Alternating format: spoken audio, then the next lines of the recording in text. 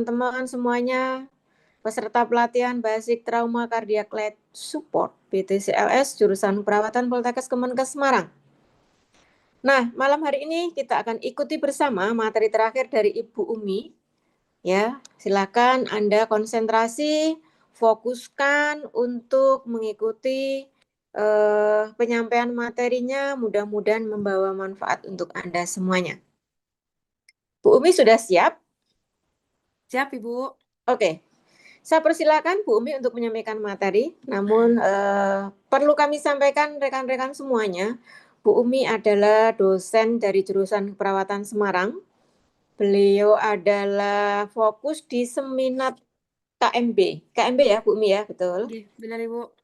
Nah, pada malam hari ini beliau akan menyampaikan materi melengkapi keterampilan skill saudara terkait dengan BTCLS. Fokus nanti akan disampaikan oleh beliau secara utuh.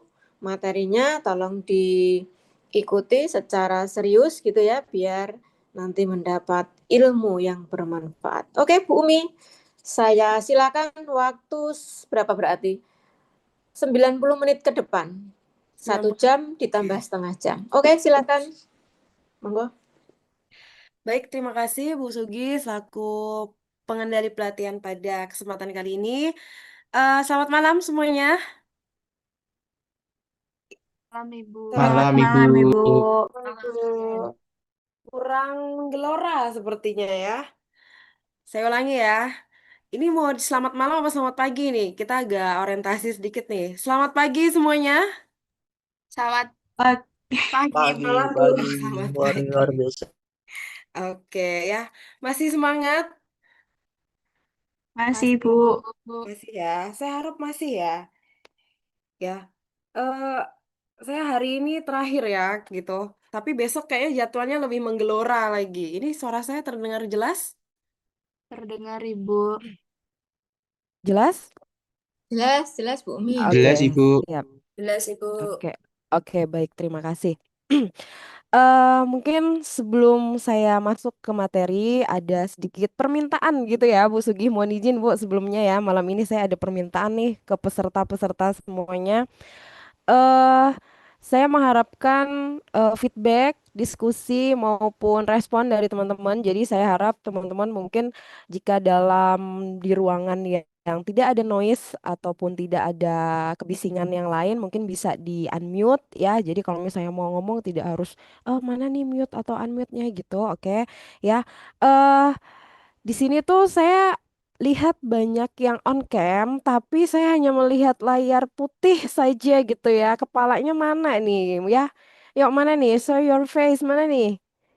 Oke, ya, oke. Izin. Mungkin sambil dengarkan materi saya, kalau mau sambil minum teh, minum kopi gitu, boleh ya? Boleh ya, Bu Sugi ya, mohon izin ya. Dalam waktu 90 menit ke depan, biar kita asik aja ya, enjoy untuk mendengarkan atau kita diskusi aja. Oke, nah yuk, mulai nih Mbak Keisha, kelihatan dari tadi putih, baru kelihatan mukanya nih, ya. Halo Mas Agung Setio Budi. Oh ini putih-putih saja gitu ya.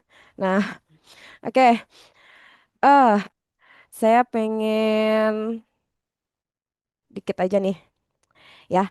Kita main-main bentar ya, kita main-main bentar. Dengarkan instruksi saya atau dengarkan apa yang akan saya sampaikan. Saya berikan waktu 10 detik. 10 detik. Silahkan dipikirkan, dibayangkan, gitu kan.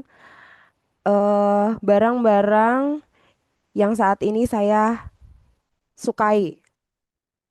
10 detik. Silahkan. Saat ini saya lagi suka banget saya barang itu. Oke. Waktu 10 detik. Oke. Silakan ambil barang itu, 3 barang yang ada yang Anda sukai yang ada di sekitar Anda sekarang. Saya minta 3 barang yang ada yang Anda sukai yang ada di sekitar Anda. Bisa ditunjukkan kamera? Apa itu? Mas Pugu, apa yang diambil Mas Pugu? Di meja saya ada pulpen, buku, sama air mineral sih, Bu. Itu yang jenengan suka, Oh, yang ada di dekat atau yang saya suka? yang jenengan suka dan yang ada di dekat. Oh, berarti yang pertama Ya, ada kacamata, kacamata. botol air minum, sama Oke. HP. Oke, itu yang tiga hal yang disuka. Hmm. Ya, Kalau Mbak Salma, Salma Firda, ayo mana nih yang barang-barang ditunjukkan? Bisa dilihatkan kamera? Kita pengen lihat loh. Mas Brian. Ya, apa Mas Brian yang ditunjukkan? Pulpen maybe? Bukan, bukan. Apa? Geleng-geleng apa-apa itu? Eh, Halo? Gak denger Mas? iya, iya Bu, HP, Udah, ada HP, ada HP, ya terus ah, ada HP, ada apa? ada FB. Agak mikir ya. Oke. Kalau Mbak Nurul Isna ini tiga barang yang sedang disukai dan ada, kebetulan ada di dekat. Bisa ditunjukin, yuk. Kalau saya ini Bu, HP, terus ada wadah air minum sama ini Bu, skincare. Kebetulan ada nih Bu di dekat saya. Oke, skincare ya. Biar tetap terhidrasi gitu ya di depan kamera seharian. Oke, oke ya. Oke, terima kasih ya. Jadi sudah ada sesuatu yang disukai di dekat dan bisa diambil, dijangkau gitu. Hmm, Oke, terima kasih. Ya, baik pada kesempatan kali ini saya mendapatkan tugas untuk menyampaikan materi, halo, mengenai triase. Oke, boleh saya izin share screen ya? Saya izin share screen. Oke, eh mungkin sebelumnya ada yang pernah mendengar triase? Apa itu triase? Layar saya sudah nampak ke belum? Sudah ya. Sudah Bu. Oke. Nah, sebelumnya ada yang pernah kalau dengar mungkin ya sering ya, Mbak Nurul sering dengar nggak triase tuh? Lumayan sering Ibu. Oh ya, apa tuh triase tuh? Pembagian pasien sesuai dengan tingkat kegawat daruratannya Ibu. Oke, baik. Terima kasih pembagian pasien sesuai dengan tingkat kegawat daruratannya. Kalau menurut Mbak Ade, triase itu apa Mbak Ade? Mbak Ade Widya, Ding. Ade ada banyak ya. Apa Mbak Ade? Oke, Bu, izin menjawab. Untuk kreasi sendiri itu adalah bagaimana caranya perawat untuk dalam proses pemilihan pasien berdasarkan tingkat keparahan kondisinya. Oke, jadi poinnya memilih pasien berdasarkan tingkat keparahannya. Begitu ya, kurang lebih ya Mbak Ade ya. Iya, Ibu. Oke, kurang lebih sama dengan Mbak Nurul. Kalau Mbak Dinda, Dinda Saputri. Halo Mbak Dinda Saputri, masih bersama kita kah? Wah, hilang nih. Halo Mbak Dinda Saputri. Oke, kita geser. Mbak Shirley, sorry Shirley Yulistina. Hadir, Bu. Oke, pernah dengar triase Mbak? Pernah. Ya, apa itu Mbak triase? Kalau menurut saya itu proses memilah pasien berdasarkan penyakitnya atau cederanya, Bu. Oke, proses memilah pasien berdasarkan penyakitnya ataupun cederanya. Oke, kurang lebih sama ya. Jadi proses memilah pasien berdasarkan penyakitnya, berdasarkan tingkat kegawat daruratannya, berdasarkan tingkat keadaannya, seperti itu ya. Oke, ya. eh jadi benar apa yang disampaikan oleh teman-teman semuanya. Jadi pada kesempatan ini kita akan lebih lah ya, kita sharing-sharing aja. Saya akan menyampaikan kaitannya dengan triase, apa itu konsep triase, bagaimana konsepnya, bagaimana bagian alirnya, dan triase itu ada di apa saja, ada di triase bencana, ada triase di rumah sakit, dan harapannya teman-teman nanti bisa melakukan triase atau bisa melakukan prosedur triase. Ya. Nah, tadi seperti yang sudah disampaikan oleh Mbak Nurul, Mbak Sherly, Mbak Ade, ya. Triase itu kalau kita berbicara kata triase, katanya triase itu artinya itu menyortir, ya, menyortir. Sama halnya teman-teman tadi mungkin banyak membayangkan barang-barang yang disukai gitu kan. Tapi yang ditunjukkan atau yang disebutkan disortir. Oh, berdasarkan tempat yang dekat dengan saya gitu. Adalah di situ skincare, adalah di situ HP, adalah di situ botol minum gitu ya. Nah, jadi triase sendiri itu artinya adalah menyortir gitu. Saya mau mentriase sampah nih gitu kan, boleh juga ya. Boleh juga kita menggunakan kata-kata itu, cuma kurang familiar ya. Jadi triase itu sendiri adalah menyortir.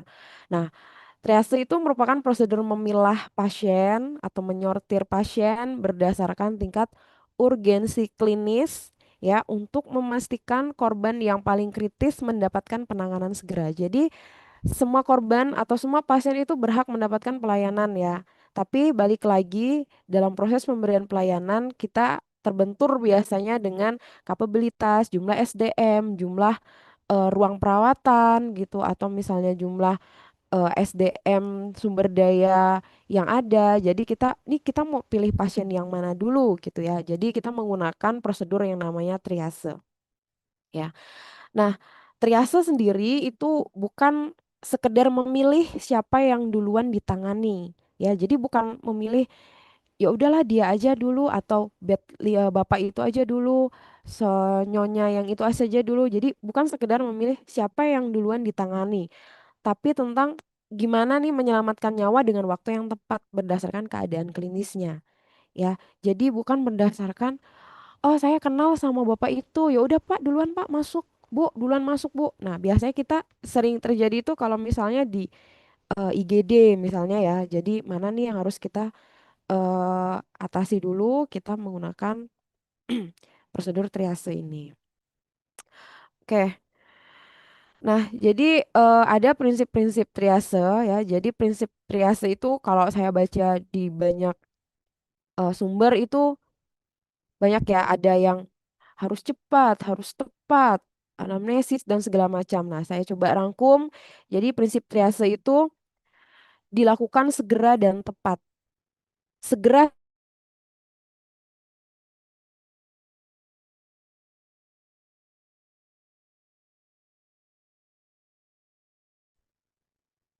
oke, halo, suara saya kedengaran? Sempat hilang ya? Nge-freeze, Bu Umi. Oke. Nge-freeze, nge-freeze. Oh ya, oke. Maaf, Bu. Oke, saya ulangi ya. Jadi, prinsip triase yang pertama itu adalah dilakukan segera dan tepat. Dilakukan segera saja itu tidak cukup kalau tidak tepat. Dilakukan secara tepat saja tidak cukup kalau tidak segera. Ya, jadi prinsip triase itu dilakukan segera dan tepat. Hmm. Setelah itu prinsip yang kedua adalah anamnesisnya itu dilakukan eh secara adekuat dan akurat. Ya, jadi secara adekuat dan akurat.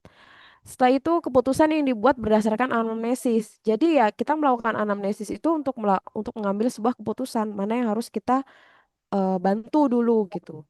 Jadi pentingnya anamnesa itu adekuat dan akurat ya karena untuk mengambil keputusan.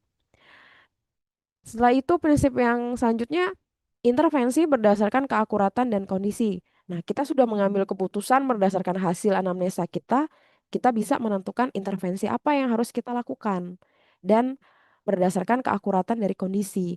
Itu pentingnya dalam sebuah asuhan keperawatan dari 5 fase dari pengkajian, diagnosa, penyusunan rencana, implementasi, dan evaluasi. Tahap pengkajian menjadi tahap yang paling krusial dan paling penting karena dari pengkajian yang bagus lah, pengkajian yang akurat lah, yang adekuat lah, kita mendapatkan sebuah keputusan diagnosa dan mendapatkan intervensi yang akan dilakukan. Dan yang paling terakhir prinsip triase itu adalah tercapainya kepuasan pasien. Ya, jadi semua itu adalah untuk kepuasan pasien gitu. Ya, untuk mendapatkan bintang 5 dari pasien gitu. Oke, ya. Mungkin sampai sini ada yang mau ditanyakan teman-teman? Cukup? Belum? Masih aman? Masih aman? Oke, baik. Terima kasih. Nah, triase sendiri itu tidak hanya ada dilakukan di rumah sakit ya, tapi triase sendiri itu dilakukan di dua keadaan. Yang pertama mungkin di kejadian bencana dan di kejadian rumah sakit. Kejadian bencana di sini bukan berarti kita mengartikan ya udah kita lakukan pada saat ada bencana alam, misalnya kayak tanah longsor, banjir, gempa gitu. Tidak. Yang dimaksud triase bencana ini adalah triase yang dilakukan prahospital atau sebelum masuk ke rumah sakit. Ya, jadi prahospital. Nah, tujuannya apa kalau prahospital itu atau ke triase bencana ini? Tujuan dari prahospital itu adalah triase prahospital itu adalah mengerahkan segala daya upaya untuk korban-korban yang masih mungkin selamat sebanyak mungkin. Jadi menolong sebanyak mungkin. Do the most good for the most people. Ya, jadi lakukan untuk mengerahkan segala daya untuk korban-korban yang masih mungkin diselamatkan sebanyak mungkin.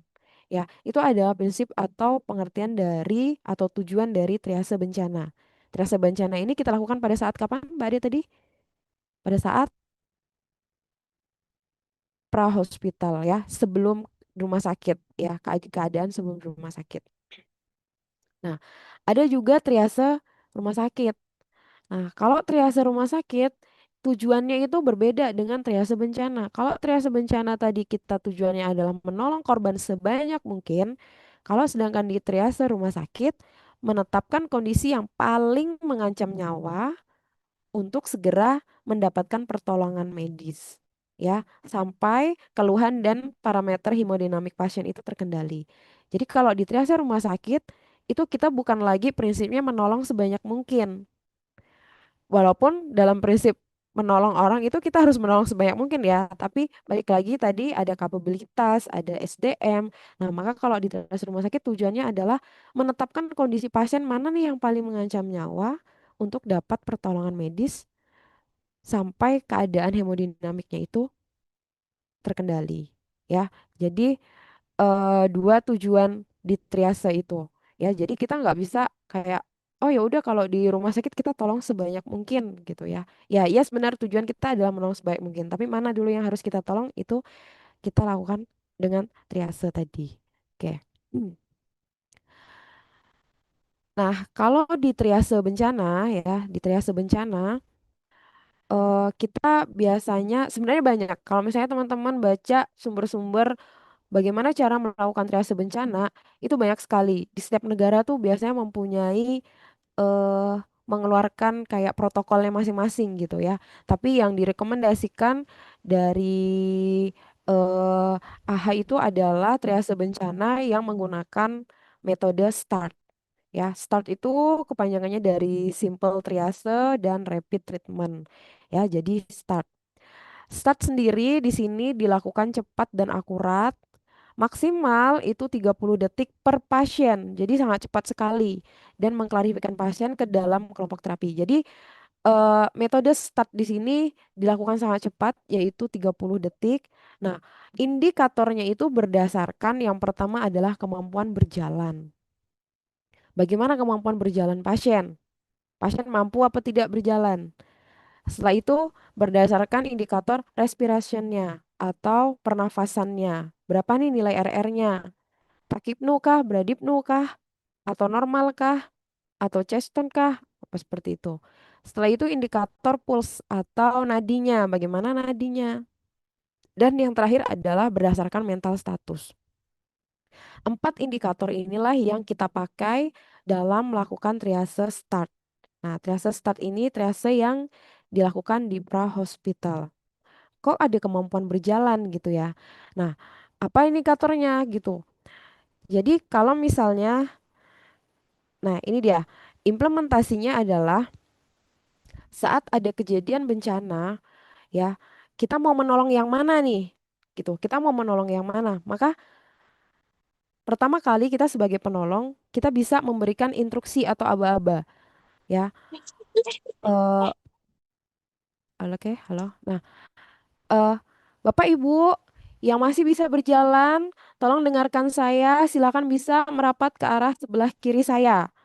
Nah, maka orang-orang yang masih punya attention yang bagus, kemampuan berjalan yang bagus, maka akan mengikuti arah kita, ya. Dia akan berjalan ke arah yang kanan ke arah yang kiri saya gitu kan. Nah, itu berarti sudah pasti pasien itu berada di warna hijau atau di kriteria minor atau ringan karena masih secara secara attention masih bagus. Walaupun belum kita cek pulse dan respirationnya ya, artinya dia kemampuan berjalannya masih bagus. Setelah itu attention dia masih bagus. Nah, jadi di kategori start di sini kita mengenal ada 4 warna ya. Jadi 4 warna. Biasanya kalau misalnya kita sebagai tim triase di bencana di pra-hospital, kita itu akan dibekali sama pita warna ya yang bisa dilepas gitu. Nah, itu yang sebagai kita robekin, kita kasih ke pasien untuk sebagai screening nanti tim pembantu yang lain itu melakukan screening lanjutan ya. Jadi kita kenal ada warna merah, kuning, hijau dan hitam. Merah sendiri di sini adalah artinya masuk dalam kategori immediate atau segera. Di sini adalah pasien-pasien korban kritis tapi masih berpeluang hidup gitu ya. Setelah itu untuk yang kuning sendiri ini adalah pasien dengan cedera serius tapi stabil ya. Sedangkan hijau tadi dikategorikan pasien-pasien dengan cedera ringan dan bisa berjalan. Dan sedangkan untuk hitam sendiri itu adalah expectant atau disease, artinya pasien itu sudah meninggal atau kemungkinan tidak tertolong. Ya, jadi tujuan dari start sendiri di sini itu untuk menilai korban dengan cepat, kurang dari 60 detik per korban. Setelah itu menentukan prioritas evakuasi dan perawatan, bukan diagnosis ya. Jadi kategori start di sini bukan bukan untuk diagnosis gitu. Oh, diagnosis dia merah ya udah berarti dia gagal jantung atau gagal nafas gitu. Bukan ya. Jadi start di sini adalah untuk menentukan prioritas evakuasi dan perawatan. Mana nih yang harus kita evakuasi dulu? Karena kalau pra-hospital maka ada metode evakuasi untuk masuk ke intra-hospital. Seperti itu. Oke, sampai sini ada yang mau ditanyakan? Aman? Aman ya? Lanjut ya. Oke. eh nah, ini dia bagian dari atau bagian prosedur dari triase. Jadi kita berada di sebelah kiri di sini. Jika pasien itu mampu untuk melangkah ya atau melakukan pergerakan mengikuti arahan ya, kita berikan dia warna hijau. Jadi pasien-pasien itu kita kasih labelin warna hijau. Nah, tapi pasien-pasien tersebut atau korban-korban tersebut, walaupun dia sudah di lokasi aman, attentionnya bagus, bukan berarti kita ya ya sudah dia hijau kok aman, kita udahlah nanti dulu gitu. Enggak ya. Jadi tetap ada yang namanya secondary triase. Jadi kalau misalnya dalam tim kegawat daruratan, triase bencana itu biasanya ada dibagi tim triase yang primary triase dan secondary triase. Nah, warna-warna yang hijau ini setelah dia aman, eh apa namanya akan dilanjutkan dengan secondary triase atau triase selanjutnya. Jadi bukan berarti oh minor ya udah dia selamanya akan menjadi minor. Bisa jadi dia akan mengalami perubahan hemodinamik, bisa jadi tiba-tiba jadi merah seperti itu. Nah, tapi untuk screening awal, ingat triase tadi yang start itu kan untuk screening awal ya, cepat dan tepat, dia sudah masuk di kategori minor. Nah, jika pasien itu tidak bisa berjalan, maka kita masuk ke indikator kedua. Bagaimana nih breathingnya? Pasien itu bisa spontan apa tidak pernafasannya.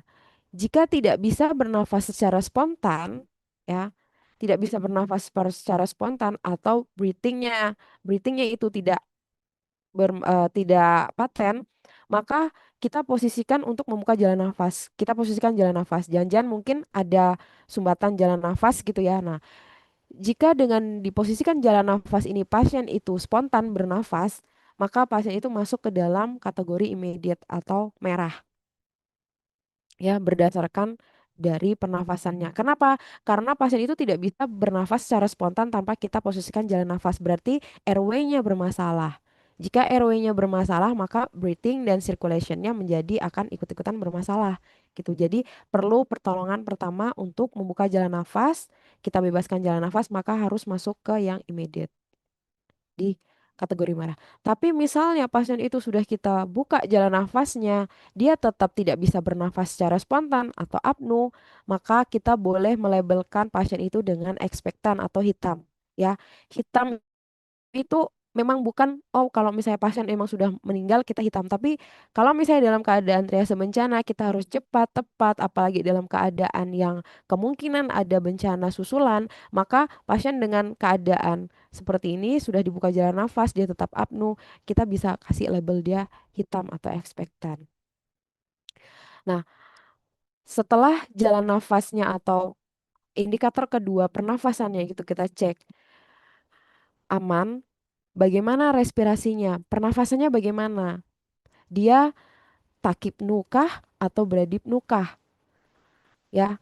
Kalau dia ke arah takipnu atau lebih dari 30 kali per menit, kita masukkan lagi ke label merah. Ya, jadi kita masih masuk pakai indikator yang pernafasan. Berarti apa? Mungkin ada gangguan pernafasan yang harus membutuhkan maintenance di situ. Tapi kalau misalnya respiratorinya itu ke arah normal atau ke arah bradipnu kurang dari 30 kali per menit, kita masuk lagi ke indikator ketiga yaitu bagaimana pulsnya, bagaimana sirkulasinya. Kita cek pada bagian radial pulse teraba apa tidak gitu. Jika tidak teraba, ya, jika tidak teraba, kita kaji langsung CRT-nya. Cara mengkaji CRT gimana teman-teman? Cara mengkaji CRT, capillary refill time-nya, caranya gimana? Ditekan ibu jari, Bu. Tekan. Oke, ditekan di ibu jari, tidak hanya di ibu jari ya, pada apa namanya daerah-daerah perifer di ujung-ujung jari, tidak hanya ibu jari ya, ibu jari, jadi ada 5 ibu jari sendiri nanti. Nah kalau dia nggak punya ibu jari ya bahaya. Ya jadi di bagian eh perifer atau bagian kuku kita tekan. Kalau kembalinya atau menjadi normalnya kan kurang dari 2 detik ya atau maksimal di 2 detik. Kalau misalnya lebih dari 2 detik, maka kita labelkan dia warna merah lagi. Ya, artinya 3 indikator sudah bermasalah di situ. Ya, indikator kaitannya dengan kemampuan berjalan, pernafasan, dan pulsnya. Tapi kalau misalnya kita cek perfusinya itu ada atau nadinya itu ada dan capillary refill time-nya itu kurang dari 2 detik atau cenderung normal, maka kita cek dengan indikator ketiga, keempat itu terkait dengan attention-nya atau mental statusnya. Ya, kalau misalnya dia mengikuti komando kita tanya responnya bagus, GCS-nya itu bagus, ya, Bapak bisa ikuti arahan saya, Pak.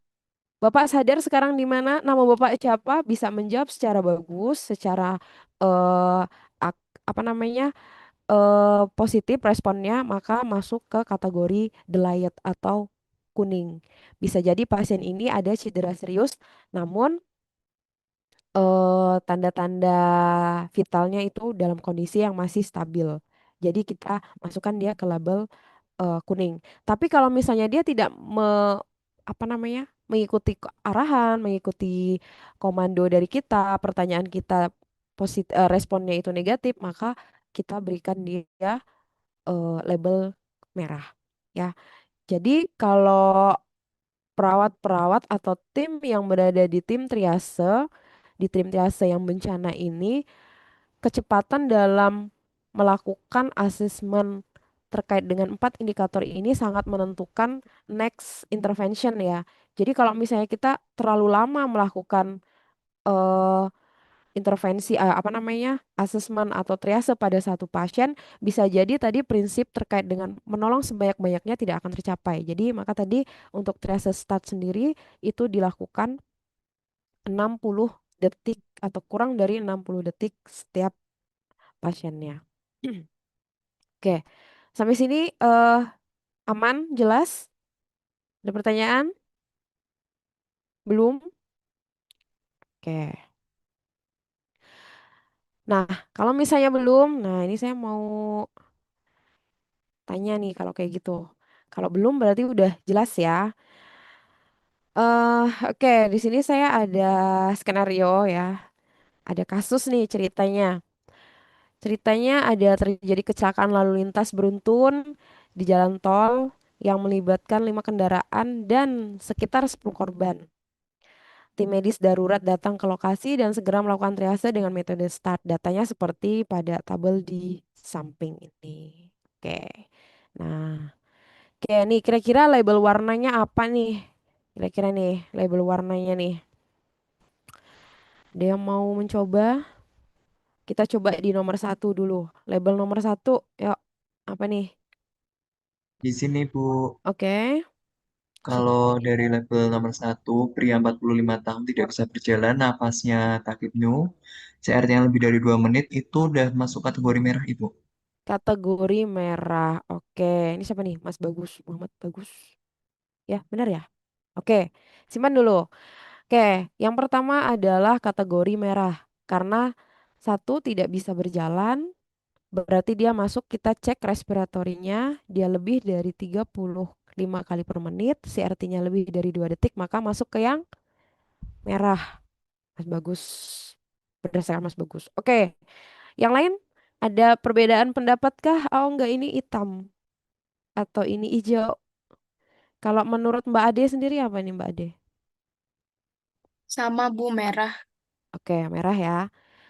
Oke ya. Jadi kalau berdasarkan triase nih, yes dia di merah. Terus kalau yang nomor 2, di sini ada perempuan 30 tahun dapat berjalan sendiri, luka ringan pada dahi. Artinya dia ada di label Hijau. hijau. Hijau. Oke. Yang lain? Kenapa nih Hijau. hijau?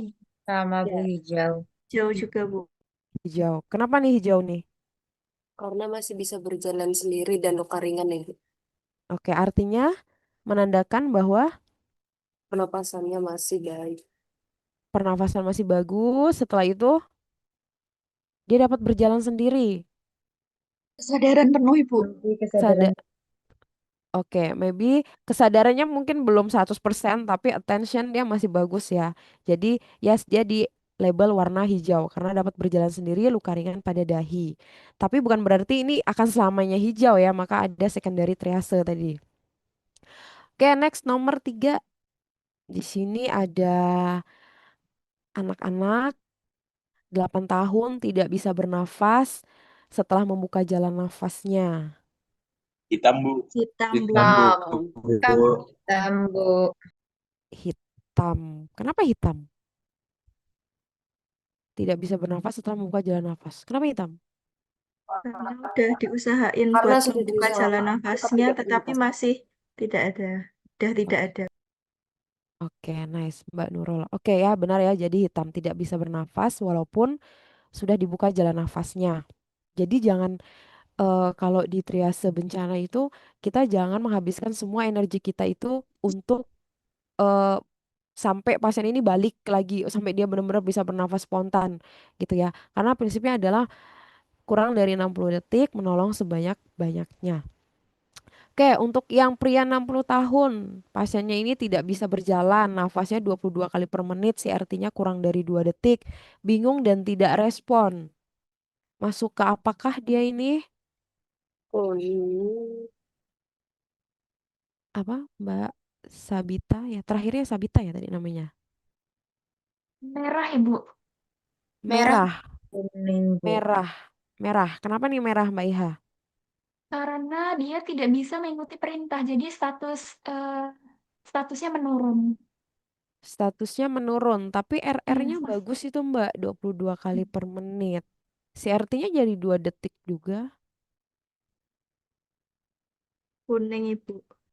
Kuning, Bu. Kuning. Kuning apa merah? Kenapa kuning? Kenapa kuning Mbak Nurul?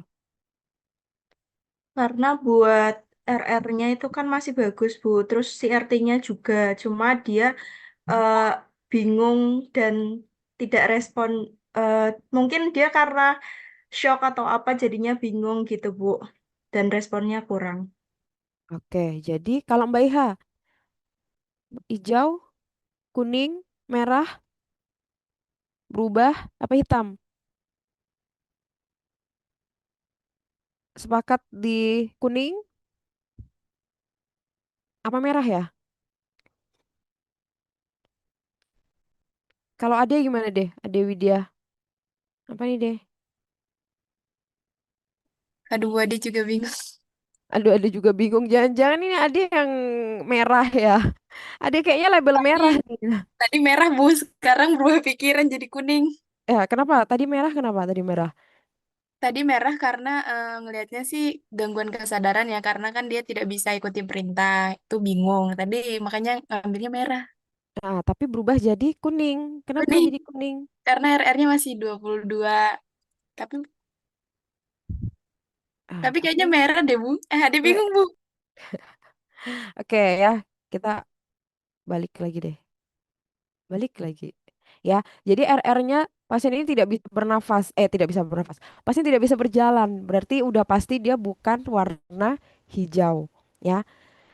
Tapi nafasnya masih 22 kali per menit normal, CRT-nya juga normal, tapi pasiennya itu bingung. Sudah pasti juga bukan warna hitam. Jadi ada warna merah atau kuning. Saya sukanya kuning. Oke. Nah, di sini tadi pasien itu secara nafas dia aman, dia dikurang dari 30 kali per menit, kita cek perfusinya kurang dari 2 detik, ya. Setelah itu kita cek dengan indikator terakhir, mental statusnya. Mental statusnya pasien bingung. Jadi, pasien bingung. Kalau pasien bingung itu doesn't obey command atau obey commands. Doesn't. Doesn't, yes. Jadi, warnanya apa? Ade? Merah, Ibu. Merah. Benar apa enggak? Benar. Oke. Masih bingung, Mbak Iha? Tidak, Bu. Sudah Oke. tidak bingung, Ibu. Ya, jadi eh gitu dia kira-kira. Nah, oke, next. eh di sini ada wanita 25 tahun, tidak bisa berjalan. Nafasnya 24 kali per menit, CRT-nya normal, dapat mengikuti perintah. Kuning, Ibu. Kuning. Kuning, Kuning. Bu. Kuning ya. Kuning, Ya. Ibu. Oke, kuning. Dia bisa mengikuti perintah. Jadi perbedaannya dengan nomor 4 ini, kalau nomor 4 ini dia tidak bisa mengikuti perintah, artinya attention atau GCS-nya bisa turun, maka dia di merah. Kalau yang 5 ini bisa, ya, jadi dia ke kuning. Berarti cedera, ada cedera serius. Nah, 6. Ada laki-laki 50 tahun, nafasnya ini spontan, tapi 18 kali per menit. Nah, di radialnya ada sadar penuh tapi tidak bisa berjalan. Apa nih? Kuning, Ibu. Kuning. Kuning. Kenapa kuning?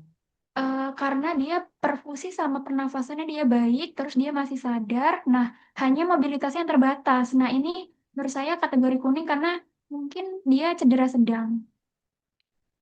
Oke, setuju. Oke, setuju ya. Nah, yes, kuning karena ini sama dengan merah. Sama dengan merah, sama dengan warna nomor 5 ya. Jadi nafasnya masih spontan, masalahnya hanya dia tidak bisa berjalan. Ya, nafas 18 kali per menit which is itu masih dalam kategori normal ya. Masih belum bisa dikatakan ke bradipnu atau ke dipsnu ya. Nah, di radialnya itu ada. Kalau nomor 7 di sini lansia 70 tahun tidak bisa bernafas, dibuka jalan nafas lalu mulai bernafas spontan. Merah, Ibu. Merah. Merah, Ibu. Merah, Bu. Merah. Apanya yang bermasalah Ibu. kalau seperti ini?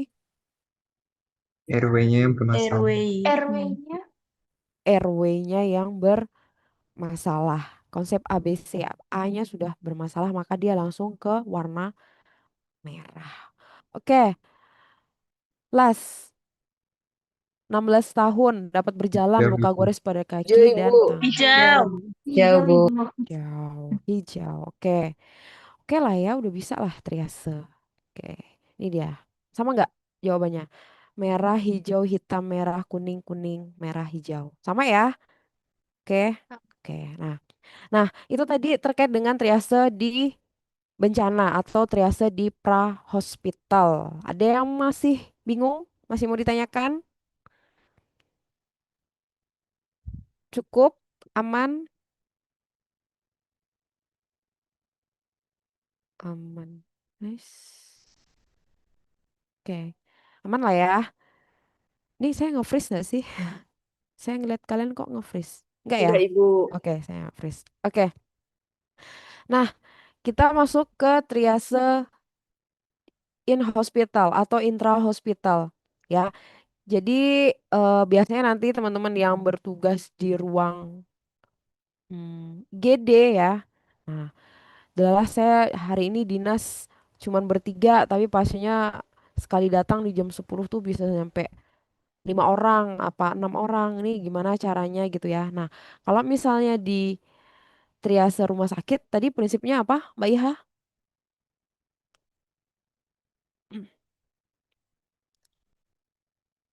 Di rumah sakit tujuannya apa? Kita melakukan triase ini kalau di rumah sakit tujuannya? Di sini, Bu, Oke, kalau di triase rumah sakit itu menetapkan kondisi pasien mana yang paling mengancam nyawa. oke. Menetapkan kondisi pasien mana yang mengancam nyawa untuk mana duluan yang kita tolong ya. Nah, jadi nah ini pun sebenarnya secara prosedur secara bagan alur itu banyak macamnya ya. Jadi ada ETS, ada ATS, banyak macamnya ya. Nah, cuman yang banyak digunakan di banyak negara atau standar internasional itu yang Australian Triage Scale ya, atau kita sering sebut itu ATS ya, triase ATS. Nah, jadi triase ATS ini atau triase IGD atau triase intra-hospital ini digunakan untuk menentukan prioritas perawatan medis berdasarkan derajat keparahan kondisi pasien saat pertama kali masuk atau tiba di UGD ya. Nah, kalau triase start tadi ada berapa indikator untuk menentukannya? Triase start ada berapa indikator? Kalau Empat. triase ada 4. 4 ada Ibu. ada 4 apa saja? Merah, kuning, hijau, hitam. Oke, itu warna. Kalau indikatornya, Kemampuan indikator berjalan Kemampuan dan berjalan, sirkulasi kesadaran. respirasi, sirkulasi. Untuk yang satunya tadi belum kecatat, Ibu. apa Mental satunya? status. Status Men mental. status mental. Oke ya. Jadi kalau di stat warnanya ada 4 juga, merah, kuning, hijau, hitam. Ya, indikatornya juga ada 4 berdasarkan kemampuan berjalan, bagaimana respirationnya, bagaimana pulse-nya, dan bagaimana mental statusnya. Itu kalau yang di start. Tapi kalau di triase IGD atau kita ambil dari ATS ya, itu berdasarkan 5 kriteria penilaian. Yang pertama itu bagaimana tanda-tanda vitalnya. Yang mana tanda-tanda vital di sini ada nafasnya, ada nadinya, ada tekanan darahnya, ada SpO2-nya, dan bagaimana GCS-nya. Ya. Dan setelah itu bagaimana... Halo? Oke. Bagaimana nyerinya?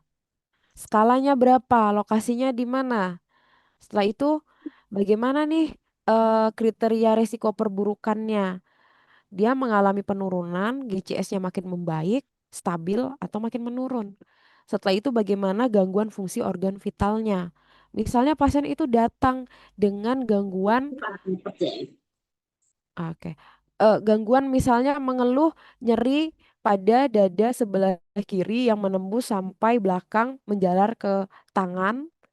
Terus satunya pasien dia teriak-teriak itu kakinya habis kejepit terus sampai tulangnya bengkok misalnya kayak gitu atau ada fraktur terbuka misalnya gitu kan tanpa perdarahan itu sama-sama gangguan fungsi organ tapi mana yang lebih vital gitu ya. Jadi ada kriteria terkait dengan gangguan fungsi organ vital dan bagaimana status mentalnya ya. Kalau di ATS itu ada berdasarkan 5 indikator ini. Nah, kalau di start tadi ada 4 warna, merah, kuning, hijau, hitam. Kalau di ATS sendiri ada 5 warna. Yang pertama itu adalah merah, oranye, kuning, hijau, dan biru. Ya.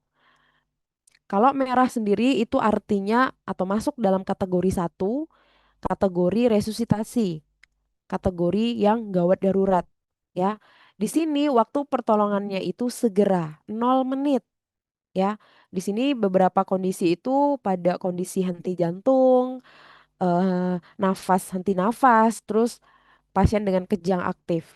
ya. Di sini masuk ke dalam kategori 1 merah, resusitasi segera 0 menit ya. Nah, tapi kalau misalnya dia masuk di kategori oranye atau emergency, di sini waktu golden time penolongannya itu kurang dari 10 menit, biasanya pada kasus-kasus nyeri dada berat, ya, sesak nafas, gangguan jalan nafas. Jadi kalau misalnya dia masih dalam keadaan nyeri dada, menembus, dia masih responsif, maka belum masuk ke kategori merah, masih di kategori oranye. Tapi bukan berarti oh ya udahlah nanti dulu tak makan dulu lah 10 menit, bukan gitu ya konsepnya ya. Jadi kalau dalam keadaan triase itu waktu yang untuk oranye ini kurang dari 10 menit. Nah, untuk di kategori 3 di sini kita kasih label kuning biasanya ya. Di sini waktu pertolongannya itu kurang dari 30 menit atau urgent, pasien-pasien urgent. Ya, di sini ada pasien dengan nyeri sedang, demam tinggi, dehidrasi sedang. Kalau misalnya dia itu sudah demamnya tinggi, sudah dehidrasinya berat, gitu ya. Berarti dia ada kejang aktif, sudah bukan lagi di kategori kuning, tapi di kategori merah. Setelah itu ada di kategori 4 atau hijau atau semi urgent. Di sini waktunya 60 menit, kurang dari 60 menit. Ini pada pasien dengan luka ringan, keluhan non darurat gitu ya. Nah, yang paling tidak urgent atau non urgent itu di kategori 5 biru. Di sini biasanya pasien-pasien yang ya so-so lah ya, permintaan surat sehat, keluhan ringan tanpa resiko gitu ya. Nah, tujuan dari ATS di sini adalah mengklarifikasikan pasien berdasarkan urgensi klinis tadi ya, berdasarkan 5 kategori tadi. Setelah itu menentukan waktu maksimal penanganan pasien ya. Jadi dia udah henti jantung, henti nafas, kamu masih sibuk cari handscoon di mana, cara RJP gimana gitu ya. Udah bukan lagi ya. Jadi dia kalau kategori merah ya harus segera gitu ya, menentukan waktu maksimal penanganan pasien sejak tiba di IGD. Setelah itu memastikan pasien dengan kondisi paling serius ditangani dulu ya. Jangan, Mbak, saya mau minta surat sehat, saya batuk pengen berobat ke dokter A, saya minta rujukan. Ya udah Bu, saya buatin dulu padahal di ujung sana ada pasien dengan nyeri dada berat gitu. Atau ada pasien datang demam tinggi gitu ya. Jadi ATS di sini digunakan untuk memastikan pasien kondisi mana yang paling serius, itulah yang kita tangani dahulu. Nah, karakteristik dari ATS sendiri ini fleksibel dan dinamis ya, sama dengan START. Jadi belum belum berarti atau tidak melulu pasien yang kita labeli warna hijau itu bakalan warna hijau selalu gitu ya. Jadi dinamis karena manusia itu dinamis ya. Pasien bisa dipindahkan antar kategori jika kondisinya berubah. Dan belum tentu yang oranye ya udah oranye terus gitu, enggak. Semakin cepat pertolongan maka oranye ini bisa jadi warna kuning dan bisa jadi warna hijau gitu. Dan fokus untuk ATS di sini adalah pada prinsip ABC. Ya, tetap pada prinsip ABC, bagaimana airway-nya, bagaimana breathing-nya, dan bagaimana sirkulasinya. Oke, nah gimana nih? Ada kasus lagi nih. Nah, kita menggunakan ATS. Oke, di sini ada jam menunjukkan pukul 19.07 ya. Di IGD Rumah Sakit Umum Daerah sedang cukup padat, beberapa pasien datang bersamaan, sedangkan perawat yang dinas di sini hanya ada 2 perawat, ada bertugas sebagai perawat triase. Nah, datanya seperti ini. Oke, yang pertama, ada yang mau mencoba nomor pertama? Di sini pasien lansia 65 tahun, nyeri dada berat, menjalar ke tangan, tekanan darahnya itu rendah, takikardi tapi SpO2-nya itu rendah juga, gejala sugestif ke arah ACS atau acute coronary syndrome. Kira-kira dia masuk ke kategori mana ya? Kategori berapa nih? Nomor 1 nih. Merah Ibu. Merah. Orange, Bu. Orange, Bu. Orange, Ibu. Orange Ibu. Orange. Kenapa nih orange nih Mas Iqbal nih? Karena sesuai tadi yang dijelaskan di ATS tadi, terkait nyeri dada berat dan juga eh, apa terkait dengan tekanan darah atau signal signal simptomnya dari pasiennya sendiri, Ibu. Di sini kan dijelaskan nyeri dada berat nih, Ibu.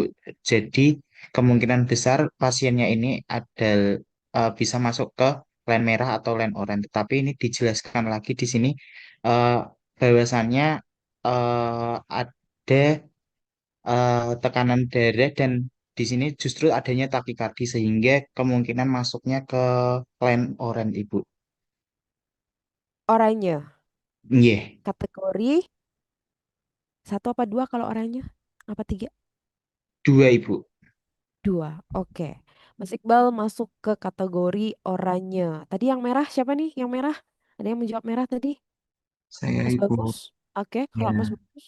Kalau alasan saya kalau alasan saya itu dikarenakan ini sudah masuk ke kategori dia udah curiga tanda-tanda shock ibu. Seperti contohnya itu tekanan darahnya rendah, terus takikardinya itu di sini mengkompensasi dari tekanan darahnya rendah itu. Kemudian SpO-nya juga rendah sehingga diperlukan adanya oksigenasi secara segera begitu. Kemudian di sini juga tertulis adanya gejala sugestif ACS atau acute coronary syndrome di mana sudah terjadi resiko atau tanda-tanda kalau ada permasalahan di circulation dari pasiennya ini. Begitu, Ibu. Oke, Terima baik. kasih. Terima kasih. Benar-benar sama-sama benar sih. Analisisnya sama-sama benar gitu. Ya, ada pendapat yang lain teman-teman? Bu ini oren Bu, pokoknya fix ini oren. Ini merah atau kuning. Ada yang lain? Grup Iqbal apa grup Bagus?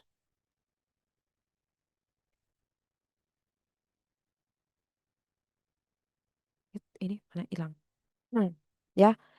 Oke, kita simpan dulu ya, Mas Bagus dan Mas Iqbal. Ya, ini oren apa merah? Oke. Nah, eh dua dulu deh, dua. Dua, nomor 2. Ini pasien demam ringan, batuk pilek, TTV-nya stabil, tidak ada tanda bahaya. Dia masuk ke kategori berapa? Kategori Biru, Ibu. 5, Ibu. Biru. 5. 5. 5 Iya, itu apa? kategori warna Biru. biru. Kategori warna biru, Ibu. Biru. Ya, Oke, sepakat. sepakat. Sepakat. Sepakat. Sepakat. Oke, suka nih kalau sepakat nih. Biru ya. Oke, Siap. karena dia demam ringan, batuk pilek, TTV stabil, dan tidak ada tanda bahaya. So lah pasiennya ya. Nah, berapa golden time kalau warna biru ini? 120 menit, Ibu. 120 menit. Tapi bukan berarti kamu lagi dinas 120 menit, oh dia demam. Ya udah bentar ya Bu, 2 jam lagi lah saya datang. Bukan gitu ya konsepnya ya teman-teman ya. Oke. Nah, yang nomor 1 masih kita simpan ya, Mas Iqbal dan Mas Bagus. Nah, yang nomor 3, di sini Merah, ada Ibu. penurunan Merah, kesadaran, Orange. GCS-nya 6, nafas tidak teratur, trauma kepala, tanda kegawatan nafas dan shock. Merah, Ibu. Merah, Ibu. Merah. Merah, Ibu. Merah. Kenapa nih merah nih? Karena 1 dilihat dari nilai GCS, terus napasnya tidak teratur, ada trauma kepala, terus tanda-tanda kegawatan dari gangguan nafas dan shock. Oke. Berarti dia harus kita Lakukan resusitasi. lakukan resusitasi. Merah. Sepakat? Semuanya merah? IH? Sepakat. Sepakat, Ibu. Sepakat ya, merah ya. Jadi karena dia sudah penurunan kesadaran, nafasnya ini tidak teratur, ya, dia ada trauma kepala, tanda kegawatan nafas dan shock. Kalau 4, Hijau, Bu. hijau Mbak Nurul, hijau. Yang lain,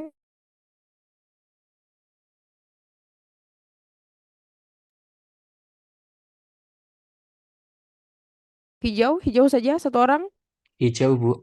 hijau, Hijau, Bu. Hijau juga, Bu. hijau juga. Oke, yes, hijau. Ya, nah untuk yang nomor 1 dia nyeri dada berat. Kalau misalnya Mbak Nurul, ini apa nomor 1 Mbak? Orange, Ibu. Oranye, oranye. Berarti grupnya Iqbal nih, grupnya Iqbal. Kalau Mbak Iha, Kalau saya grupnya bagus, Bu. Saya pilih merah. pilih merah. Oke, kalau Ade deh, Kamu jangan bingung deh. Ayo pegang deh. Apa deh? Ada oranye, Bu. Oranye. Oke, bingung deh nih kira-kira nih. Tunggu. Ya. Nah, ini dia. Ya, jadi untuk nomor satu itu masuk ke kategori dua, oranye atau sangat gawat, gitu ya. Nah, kenapa? Karena di sini pasiennya itu nyeri dada berat. Nyeri dada berat menjalar ke lengan, tekanan darah rendah, takikardi, SpO2-nya rendah, gejala sugestif ke ACS. Gejala sugestif ke ACS ya. Jadi di sini keadaannya itu belum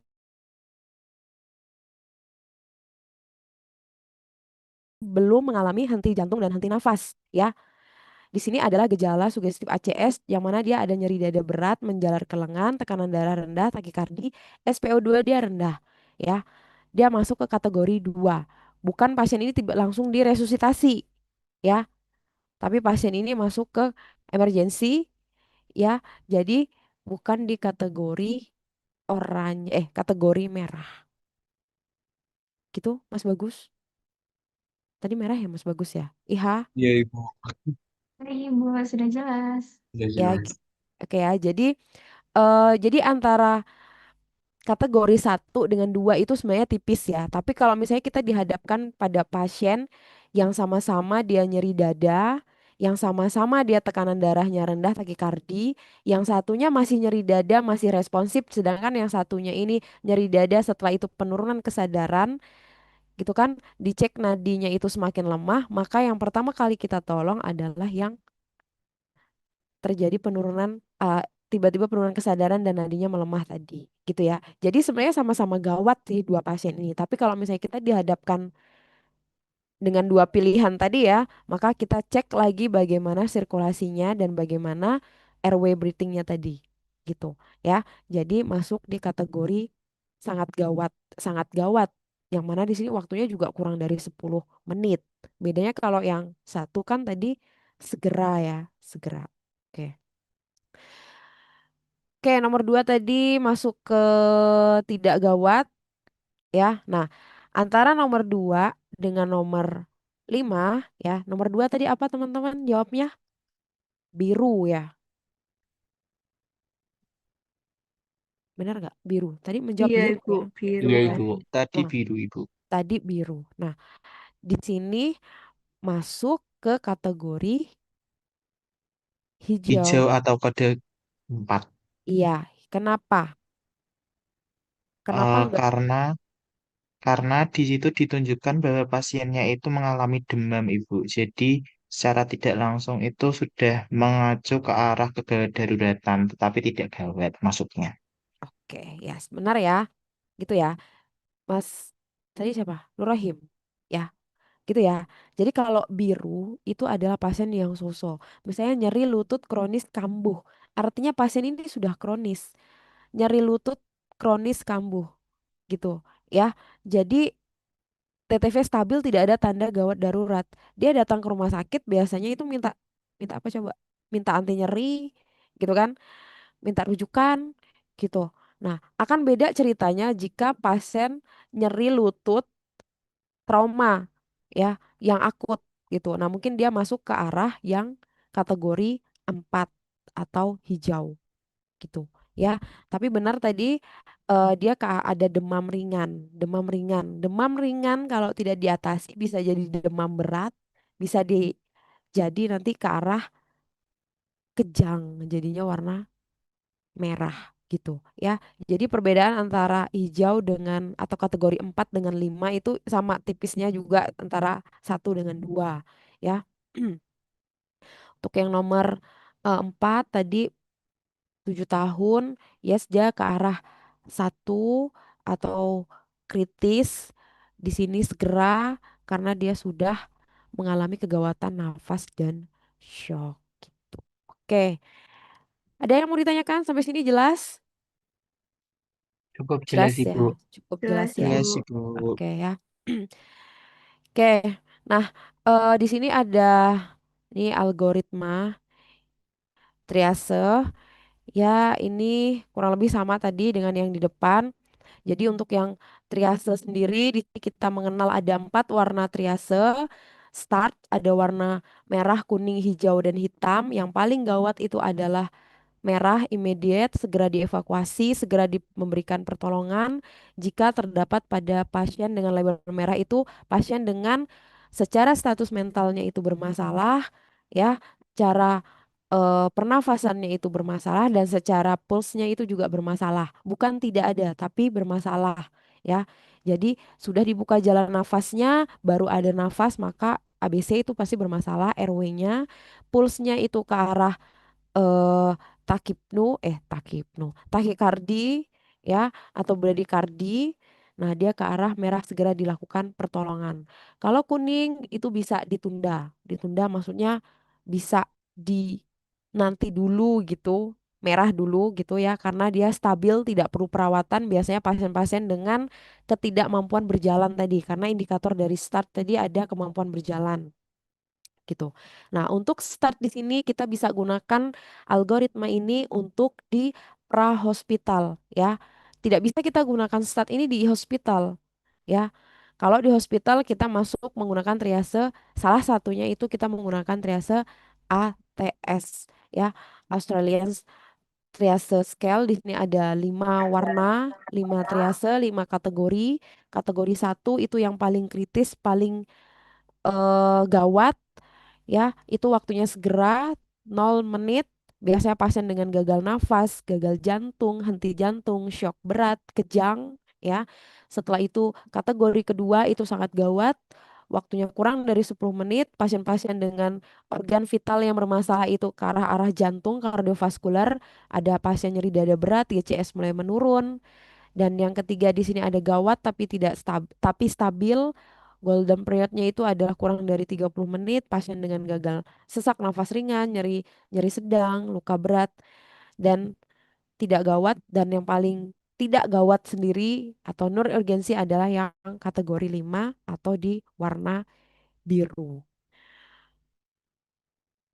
Nah, ini biasanya ada di beberapa rumah sakit yang saya temui itu menggunakan ESI, ya, alur ESI. Nah, ESI di sini itu juga triase yang digunakan di intrahospital, ya. Jadi nanti biasanya kan beda rumah sakit, beda standar yang digunakan, ya. Tapi biasanya kalau nggak ATS ya ESI gitu.